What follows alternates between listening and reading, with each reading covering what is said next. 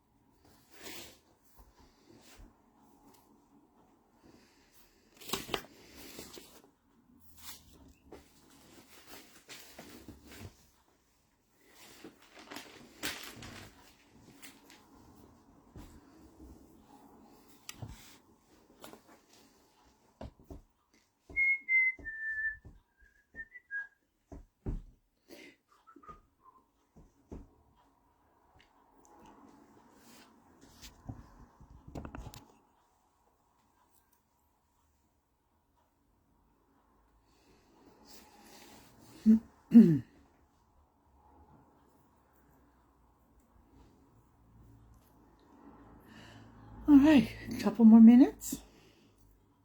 We get Freddie to plug us in.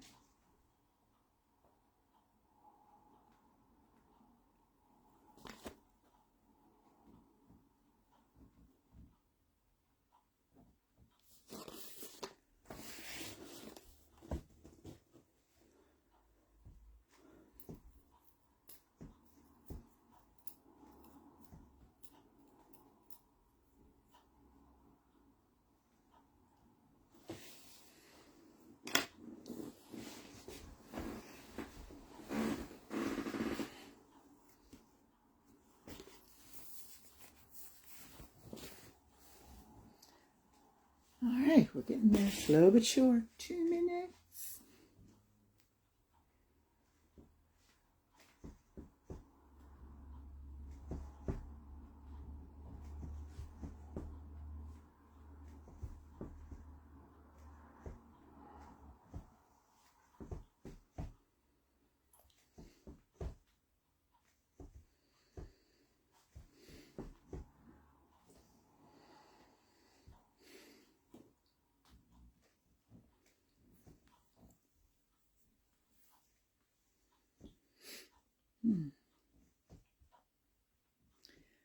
There's Freddie. Hi, Freddie. We started here in 1 minute. Freddie's either has us hooked or hooking us. And we're going to get started in probably less than 30 seconds. I'm excited. Are you?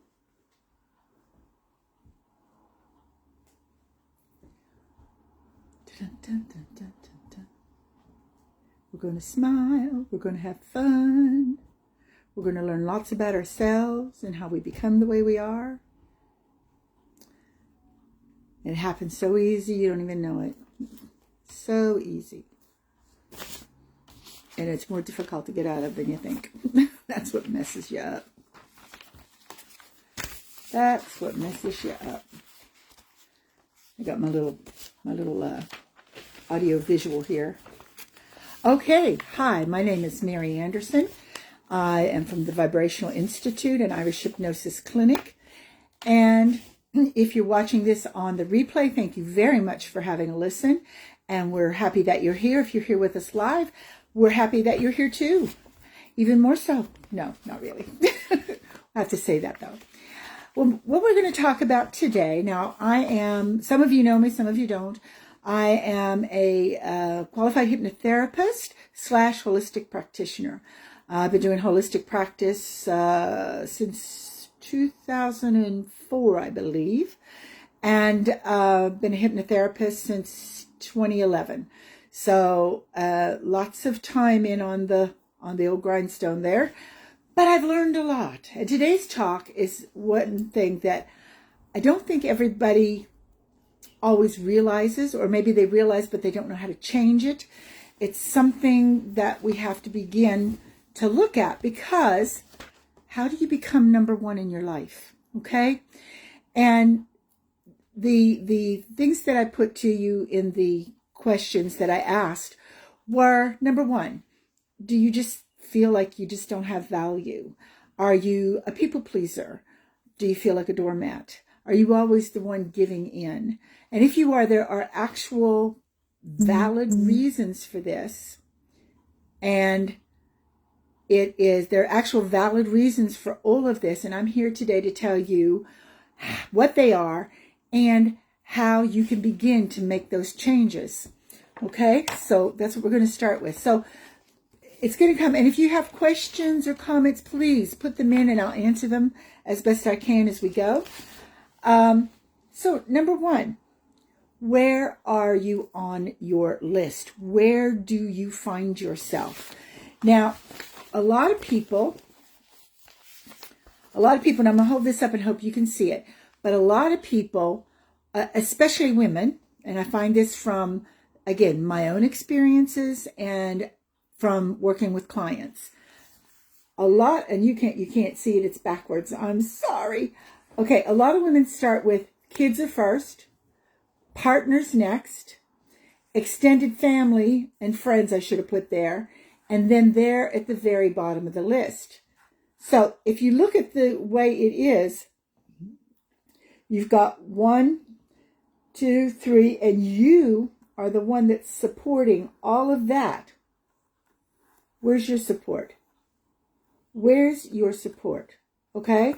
So what happens there is you're constantly being pulled on, constantly, oh, I need this. Kids, I need this, I need this, I need this. Partner, can we do this, honey, or can you take care of that? Extended family, oh, I need a big favor. And there you are trying to manage everything. And guess what I didn't put on there? After extended family, there's work. Okay? So then you have your boss constantly, or maybe not constantly, but at you, and you feel obliged to give in. You feel obliged to answer that. What about the friends that are constantly coming in and going, hey, I've got this problem, and yada, yada, yada, yada, yada. You give them great advice. And then they come back in a few weeks. I've got this problem, yada, yada, yada, yada. And it's the same yada, yada that it was before. It's not a different problem. Not a different problem at all. So I'm going to give you a little tip. We're going to go through a few more things, and then I'm going to give you a little tip about all this. Okay? So that's the first thing. We've got, where are you? Where have you put yourself on your own list? And I'm going to tell you right now, the way that list was, with you being the 1, 2, 3, 4th, 5th person on the list, is not your space. It's not your place. And I'll show you why in just a few moments.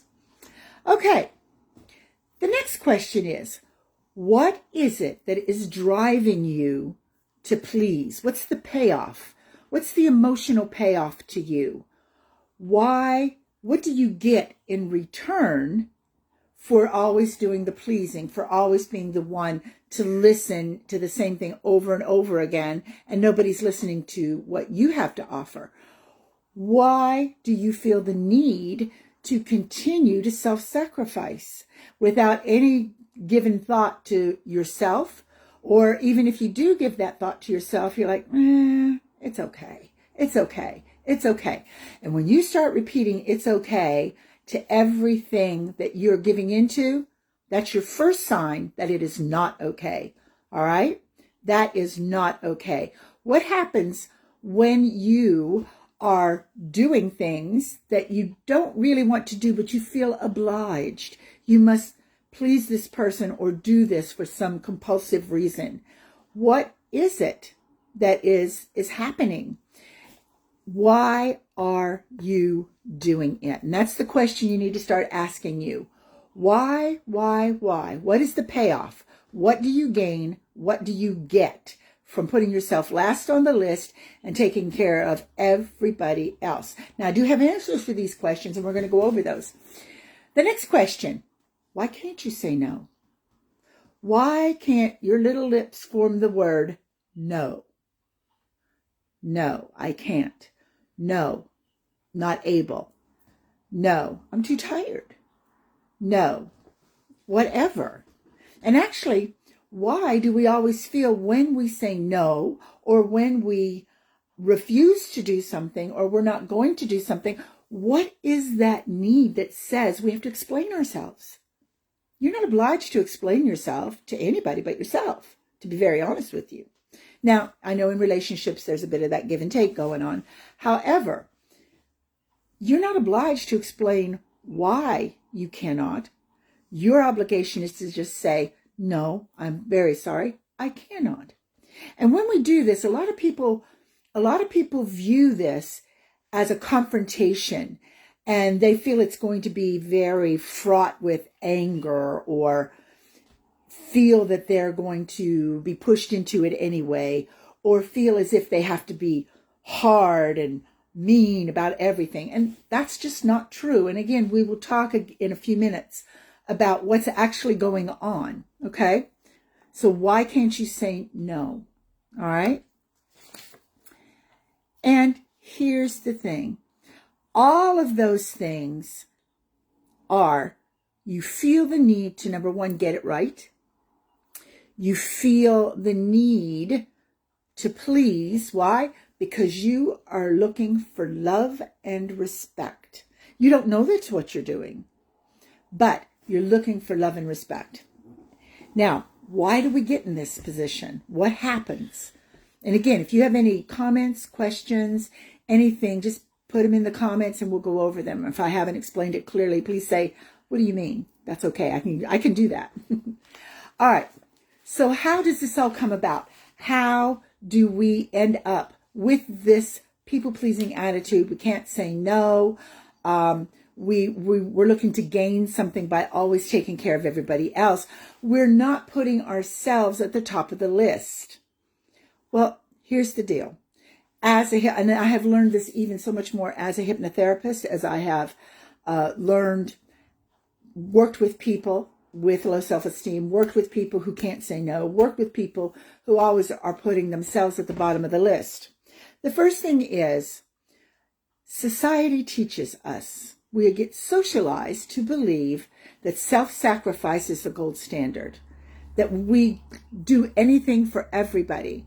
And we do that because that makes us a good person. That is a societal tenet and belief. Now, by no means am I saying you never do anything nice for somebody. No way am I ever saying that you don't do something that may be a bit of a sacrifice for you. I'm not saying that at all. But every minute of every day you're doing that, guess what's going to happen? You're going to run out of steam. You are going to be there. And if you go back to our cute little things that's backwards, I'll have to remember that. I'll have to learn how to write backwards. If you're doing that, where's your support? You're supporting everybody else. Nobody is supporting you, sweetheart. Okay? Nobody is supporting you. All right? Now, maybe not in all cases, but in my diagram, nobody's under you. Nobody's supporting you. All right. What else does this? Well, what happens is when we are born and we come into a family, we have, and we believe as a child, as a baby, our needs are going to be met. That's all we have. You know, our needs are going to be met. I'm coming into this and our needs are going to be met. Well, and all it takes is one little blip, not even something purposeful to have happened, for that incident to be seen as the needs not being met. Okay? How I have worked with people with issues of abandonment and feeling as if, they have to please all the time, fear of being alone or things like that. And in so many cases over the years, it all boils down to the fact that the baby woke up in the middle of the night or at some time and cried, and either the parent didn't hear them, or they didn't come, or something happened that made them feel as if they were left alone. Now, that's not the reality. Otherwise, the child would not have made it to adulthood. But that's the perception. So all of the things we're talking about are also about perception. Your perception as you grew. And all of these things have been collected from birth till age 7 and placed in your subconscious as patterns that say, if I'm going to survive, because that's what your subconscious does, it keeps you alive and keeps you surviving. As your subconscious comes along and says, we have to do it this way, that's how we stay safe. That's how we do this. We have to make sure that we're loved. We have to make sure that our needs get taken care of. So if I do this all the time, I will get love and respect. And that's all backwards. All backwards. Okay? But unfortunately, it's how we've been patterned. All right. So what are some of the contributing factors? Two of the things I've mentioned. What about a critical parent? Now, this is I particularly see this a lot between mothers and daughters, and fathers and sons. Okay? Usually that, now it can cross gender, yes, but the most common ones are that. And a critical parent. And basically it feels as if, and you perceive as if, you can't do anything right. And you're so focused on the things that they have told you can't do that you forget about all the things they either said you could do or praised you for or supported you with. All right. So a critical parent can be very indicative of having this problem. I had this problem, and I had a very critical mother, very critical. There wasn't, and honest to God, I didn't think I could do anything right, because any time that she would come, like I did something as a child or housework or whatever, never once did I see her, you did a good job. All I heard was, you didn't do this. You should have done it this way. Don't ever do it that way again. Okay? And now she wasn't being mean.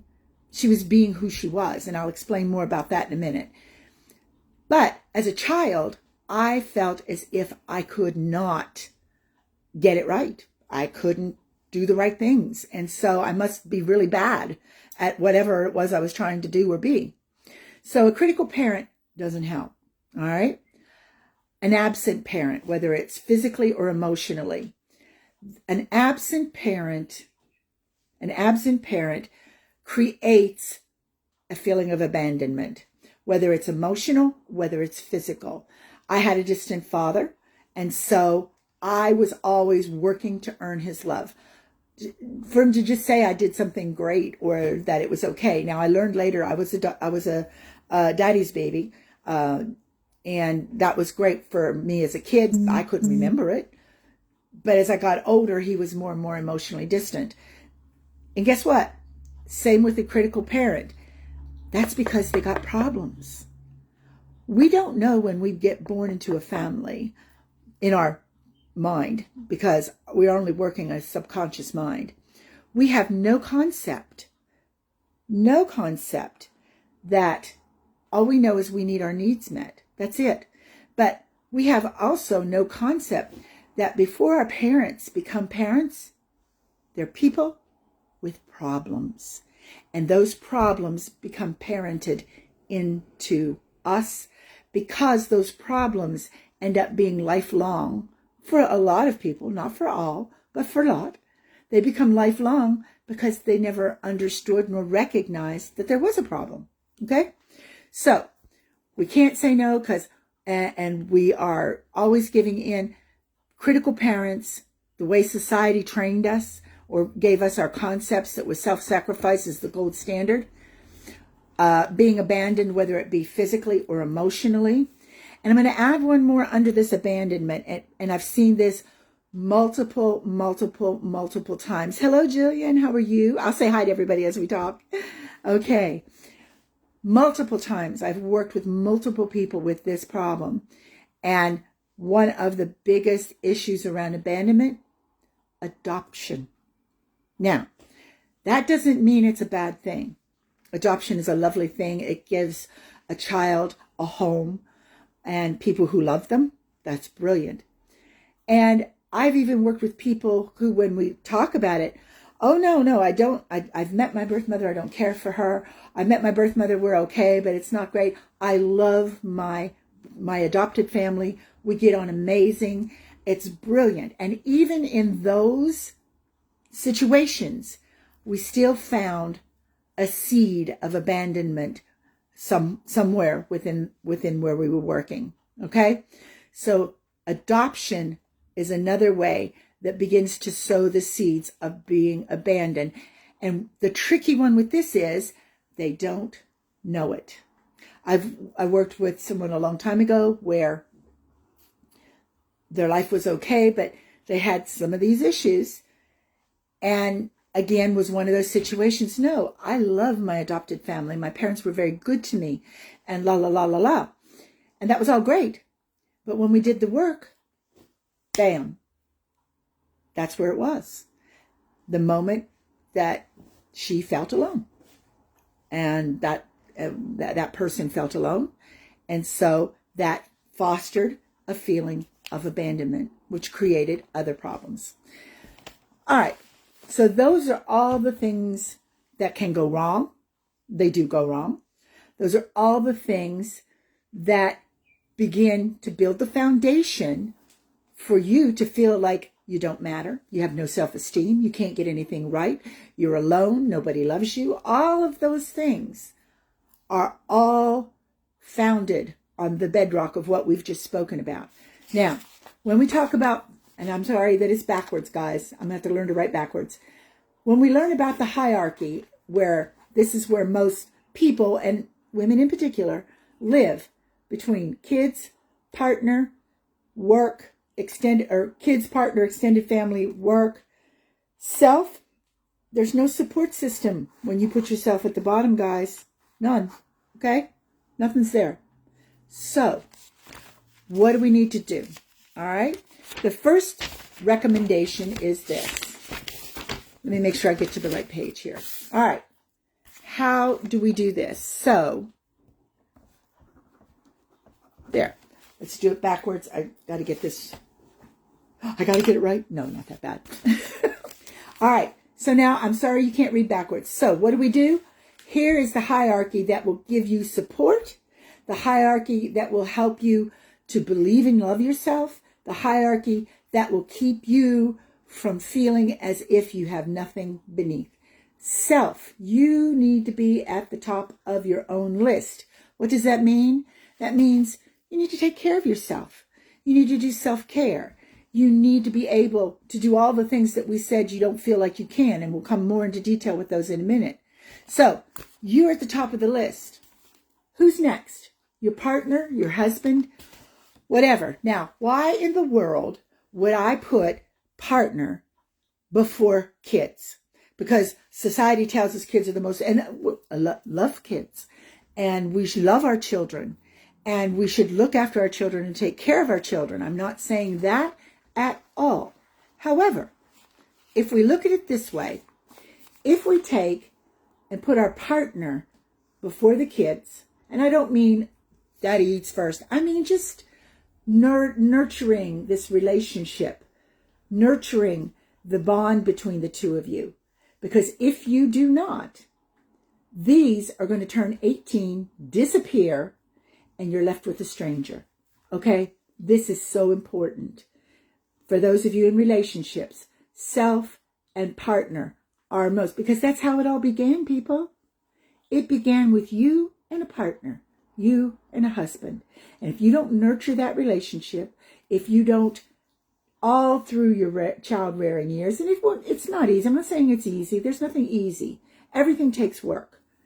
But you must nurture that relationship.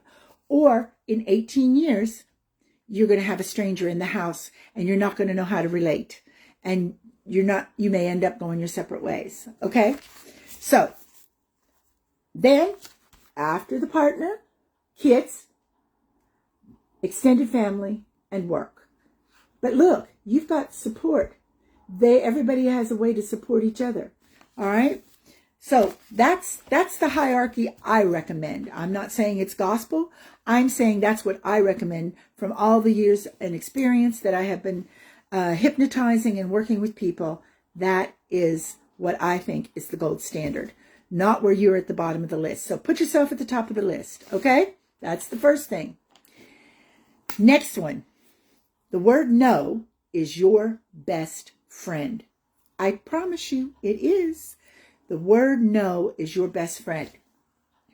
Now, remember in the beginning I was telling you about these friends who come to you and they tell you, I've got this problem, yada, yada, yada, yada. Okay? 2 weeks later, and you give them great advice. Okay? Next week, they come back, yada, yada, yada. But it's the same yada, yada that was going on the time before. And if you go ahead and tell them something different or more or the same thing over again, you're feeding them. This is what these kind of friends, people, whatever they are in your life, they're little energy vampires and they want to be fed. And if you continue to keep giving them advice because you think you're helping them, all you're doing is feeding them so that they can be distracted from their own problems. Okay? That is a fact. Okay? That is a fact. Now, there are exceptions to the rule, but they're not that many. Okay? Yada, yada. How do you break the chain? How do you break? Am I saying never give advice to your friends? No, I'm not saying that at all. However, what I am saying, give advice to your friends. Give them the advice and help them if that's what you want to do.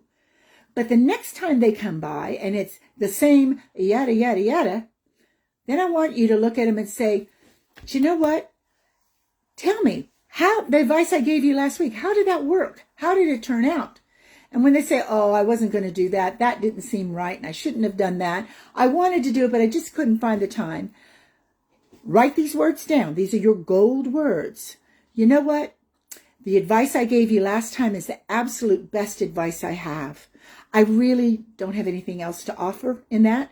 So I'm sorry, but let's go do something else or talk about something else because I can't help you any longer in that area. Okay? And I'm talking about this with people who are truly little energy vampires. And this is how, and when you do that often enough, when they keep coming back and you don't feed them, just like the little wild animals, that sounds terrible, they won't come back because they know they're not going to get fed. That is how you get these people to start they're either going to do one of two things. They're either going to just find somebody else that will entertain them, or they'll actually start looking at their problems and doing something different about it. Okay? That's the first thing. So, excuse me. So that's what you start with. All right? No is your best friend. And before that, it's about self-belief and self-love. Even if you're not sure, it's like learning to play the piano. Children have all the verve and they're playing crazy stuff, but they're going to be the concert pianist. And then you give them the practice, the lessons over and over and over again. And one day they get that beautiful ability along with that verve that they showed you when they were just toddlers. So if you don't believe in yourself and you don't love yourself, I want you to start pretending that you do. Okay? Because that's how we build habits. We fake it till we make it. Okay? Yes, I'm sure at this moment, this is what I'm sure of. At this, I love myself enough to do this. And what happens is over time, it becomes an actual belief. Another way to help make this a quicker process is look into the mirror. I think Joe Dispenza says this. Look into the mirror, into your eyes. It is another way to start reprogramming your subconscious and say, I believe in me. I love myself. Okay? 2 ways that you can begin to reprogram that subconscious into loving and believing yourself. All right? Now remember, these aren't going to happen by magic. These changes will not happen magically. You must put in the work. All right? So number 1, believe and love yourself. Get yourself at the top of your own list. No is your best friend. And as I've showed you, there's no need for confrontation. You rat, you didn't do this. No, I just can't. I can't. That's all. No. You don't have to explain. Nothing. Just the answer of no. Now, what happens is, and I want to address this. We've still got 2 more to go. I want to address this probably right here because this is probably where people are afraid of the most. People are afraid that they will get angry. If they say no, that they'll get angry or the other person will get angry or they'll just explode. And see, what happens if you're the type of person who everything's okay until it isn't okay, tells me that you have repressed anger. You repress your anger. You don't want to be angry. You don't want to show that you're upset because they might not like you anymore. Okay? And if they don't, you're better off without them. All right? I'm saying some serious things here. This is the truth. The bottom line is, if you have somebody that because you got angry about something or upset about something and told them no, and they want to shun you, you're better off because they're only in it for what they can get. Okay? That's the bottom line. Now, again, this is not 100% of the time, but most of the time. Okay? So your goal is that you need to be able to express when you are angry. Now, does that mean you have to yell and scream? No. It means you can do a physical activity to relieve yourself of that energy. You can actually stand up and say, I'm really sorry, I just can't. And you don't have to explain yourself. No doesn't need an explanation most of the time. It just means, I can't. Catch me in a month, catch me in a year, catch me never, whatever. But it doesn't have to be about anger, all right? And if you express your anger appropriately when things happen, you don't become the little time bomb waiting to tick, tick, tick, and then go off. It's not going to happen, okay? Because you're appropriately expressing that anger, okay? So, no is your best friend, and don't worry about anger. Anger doesn't even come into it, okay? It's just about clearly stating yes or no. And if no's the answer, then no's the answer. And that's it. That's all there is to it. End of. All right. How do we do next? What's next? Well, this is where no becomes, and no permeates everything here. This is where we need to be able to say no, because you must learn to create, and not just create, but maintain healthy boundaries. Okay? So that if somebody is going, oh, come on, you can do it for me. Come on, I know you're the best. Come on. Really, if you don't maintain that boundary with another no, then you're just setting yourself right back to square one. You have to be consistent, okay? You have to be consistent. Now, don't worry. When you're practicing these new things, you're going to mess it up. You're going to fall back. Just get up and do it again. You just keep doing it until it becomes that habit, until you believe it, until it's a part of you, all right? So, create and maintain healthy boundaries. And healthy boundaries means you're able to discuss this, you're able to say it, you're able to say no, and if that's all you can say, that's all you say. You don't have to say why, you don't have to say because, just say, I am sorry, I cannot. I just can't. I hope you find somebody that can help you. I hope you get what you need, but I'm not the person who can supply that right now. That's it. Do I sound angry? No, I don't sound angry at all, because I'm not. It's not about anger. It's about clearly speaking your truth, speaking your mind, and saying what it is that you can or cannot do. That's it. Nothing more. And our last one. Oh, well, see, I already covered that up there. I wrote it as number 4. Express your anger appropriately. We spoke about that. And there's lots of ways to do it, okay? Sometimes you want to go home and just punch a pillow. That's okay. Punch a pillow. Sometimes you can go out into the nature and everything where you're all alone and just give a god-awful scream or two. That's appropriate too. However, the best way and clearest way is to be able to say no, is to be able to state what you think and what you feel.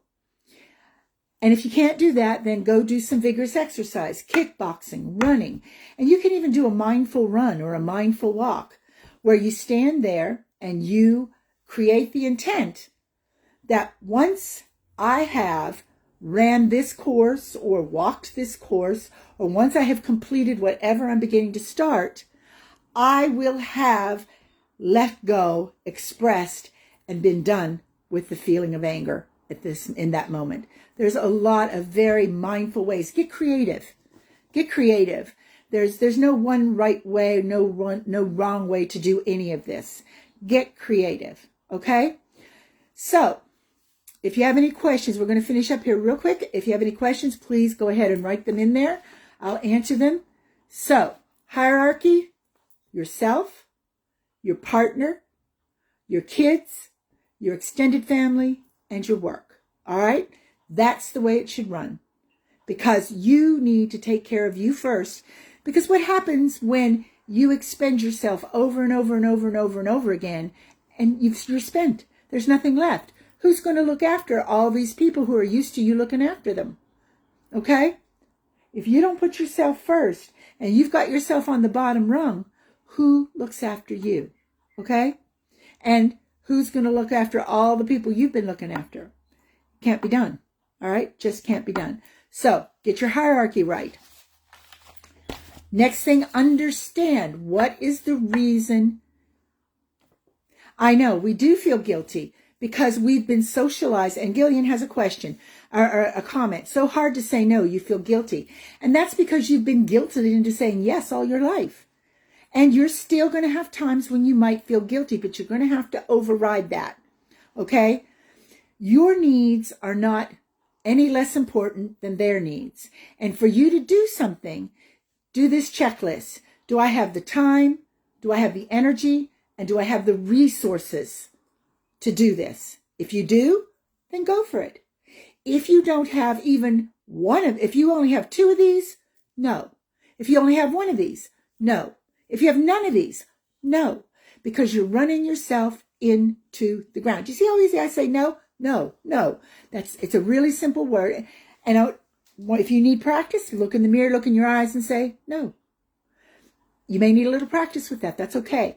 And I used to have the same thing. When I learned that I had to start saying no, it would nearly break my heart. But because it was a family member I had to do that with.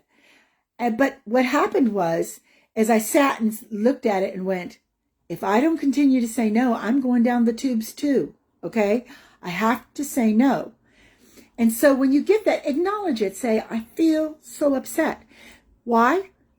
Because doing the right thing can feel bad in the beginning, because doing the wrong thing has become your normal. Okay? Doing the wrong thing has become the normal, and you don't need that.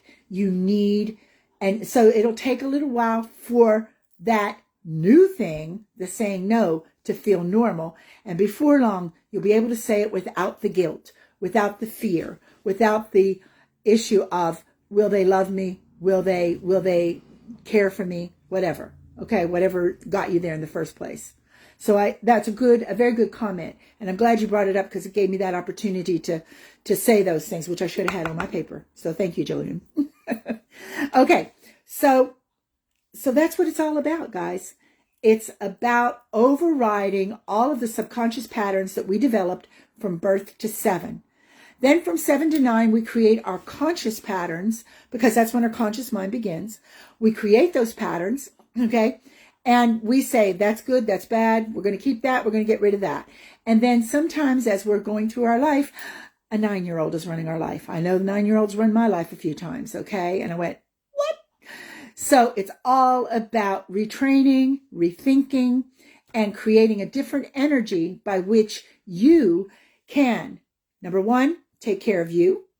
Number 2, look after others. Because remember, if you're at the top of the list and you're doing your self-care, then you've got the time, the energy, and resources.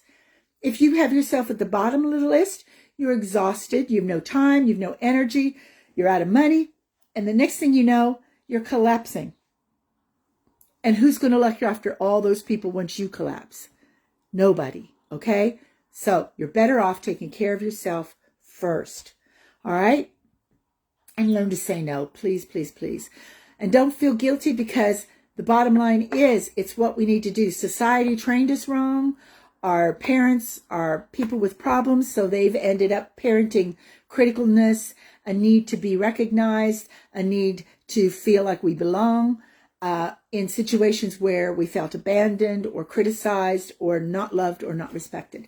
And that's why you start with believing and loving yourself, know as your best friend, create and maintain healthy boundaries, and express your anger appropriately. Those are your gold standards. And if you have to look in the mirror and do your affirmations and look in your eyeballs, then that's what you do. Okay? I so thank you so much for being here with me today. I've really enjoyed chatting with you and talking to you about how you can make yourself number 1 in your own life. It's sometimes it just takes time. Sometimes it's a process. I know it's been a process for me. But the bottom line is once you believe in yourself and love yourself, there's nothing you can't do, guys. It's all possible. Everything is possible. Jillian, you're very welcome. Now, if you would like to know more, if you would like to go ahead and understand more about how maybe I can help you, or say you start all these processes and they're just a little bit like, I don't know, I'm doing it, but I'm not sure, then in the comments, please write breakthrough or I need a breakthrough. And if you do, then I'll get in touch with you and we'll set up a 25, 30-minute call that we can talk about what's going on and is there something more that we can do for you, okay? Excuse me. And if you'd like a copy of these tips that I've given you, just write in there, need a copy or a copy, okay? And I'll be more than glad. I'll get in touch and find a way to get that out to you. Thank you again so much for being with me, for listening if you're on replay, and for being here in the flesh. Thank you so much. I love you all and appreciate you all so much. If you want to know more, there's my website, vibrationalinstitute.com, which I think you can get to from here. If not, excuse me, in my email is vibrationalinstitute@gmail.com. Okay? Take care, guys. I hope this has been helpful. Leave me some comments, and we're off. I'll see you next time. Bye.